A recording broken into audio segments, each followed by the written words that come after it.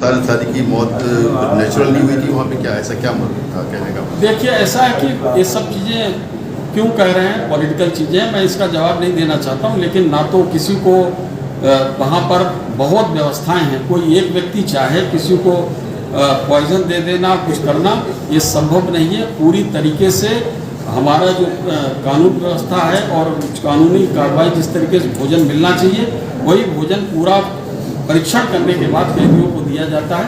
और वहाँ पर ये सब बेवजह की बातें बनाई, इसमें कोई दम नहीं। मैं इसको सिरे से खारिज करता हूँ। ठीक है। व्यक्ति जो करता है तो अभी लगता है कि इसने गलत किया है तो उतना उसको सजा मिलती है। जब सजा पूरी हो जाती है तो बहुत से लोगों को जमानत मिलती है, कोई उनको अलवेली जमानत तो मिली नहीं। बहुत से लोग जेल में जाते हैं और उसके बाद जमानत भी मिलती है। तो जमानत जैसे बाकी लोगों को मिली है उनको भी मिल गई। क्या सब मौका दिया जाए? ये सुधरने का मौका देने वाले कोई नहीं है। हाँ, वो कोई ऐसा नहीं है। और बाकी जो कोई जो जैसा करता है उसको समझ में खुद आ जाता है कि लगाम लगेगी। 8 दिन विकास भवन के अंदर सहकारी समिति के कर्मचारी धरने पर बैठे थे और उन्होंने हलफनामा भी दिया, जिसके अंदर उन्होंने AR कोऑपरेटिव गणेश गुप्ता के खिलाफ भ्रष्टाचार के आरोप भी लिखे, आपसे मिले भी हैं। उसमें क्या कार्रवाई हुई है, किस तरह कर रहे हैं? देखिए, कोई भी व्यक्ति अगर भ्रष्टाचार करेगा उसकी प्रॉपर जांच करा के उसको दोषी को दंडित किया जाएगा। और वैसे हो रही है कि बार बार शिकायत करने के बाद उनकी शिकायत को नहीं सुनी जा रही उनकी, इसको लेकर क्या मानते हैं, क्या नाराजगी होगी?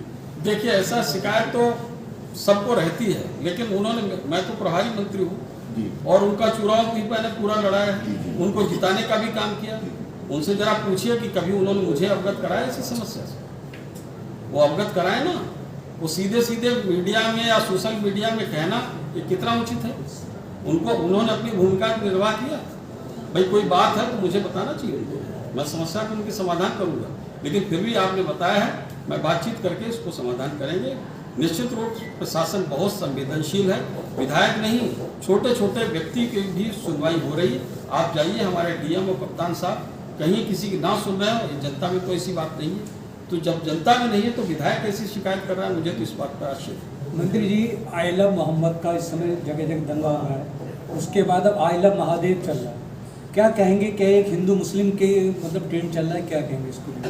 देखिए, ऐसा है कि ये चीज़ें तमाम लोग ऐसे समाज में शुरू कर देते हैं और आई लव मोहब्बत से किसी को तकलीफ नहीं है और अच्छी बात है, सब लोग अपने इस्तेमाल पे जयकारे लगाते हैं। लेकिन उसके साथ साथ दूसरी जब चीज़ें शुरू होती हैं सरतन से जुदा, तो वो उसके पीछे की जो बाई प्रोडक्ट है तो वो तकलीफ देता है, वो समाज में वैमनस्यता पैदा करता है, वो समाज में दहशत पैदा करता है और ऐसा लगता है कि कुछ लोगों ने कानून अपने हाथ में ले लिया। तो वो चीज़ें नहीं होना चाहिए। और बाकी पूरी धार्मिक सबको आज़ादी है, कोई आई लव मोहब्बत कहता है तो किसी को तकलीफ नहीं होनी चाहिए, और कोई आई लव महादेव कहता है तो भी किसी को।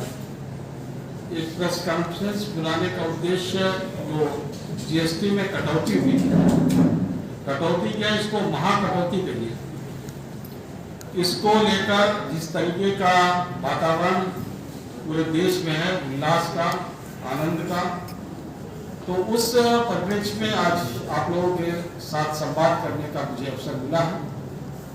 और मैं कहना चाहता हूं कि GST को घटाकर माननीय प्रधानमंत्री नरेंद्र मोदी जी ने देश के 140 करोड़ लोगों को दीपावली का उपहार दिया है। और इससे पहले आप सोचे तो होली से पहले उन्होंने इनकम टैक्स को कम करके होली पर एक उपहार देने का काम किया और उसके बाद GST दूसरी बार बहुत बड़ी कटौती करके जनता को उपहार देने का काम किया है। इससे आम लोगों के जीवन में समृद्धि आएगी और व्यक्ति आत्मनिर्भर बनेगा, स्वावलंबी बनेगा। और जो हमारा विकसित भारत का संकल्प है 2047 तक, तो विकसित भारत के संकल्प को पूरा करने में हर व्यक्ति कुछ न कुछ अपना योगदान देगा। वहीं दूसरी तरफ आप समझते हैं कि कांग्रेस के राज में किस तरीके से महंगाई की चर्चा होती थी, मुद्रास्फीति की चर्चा होती थी। आज आप देख सकते हैं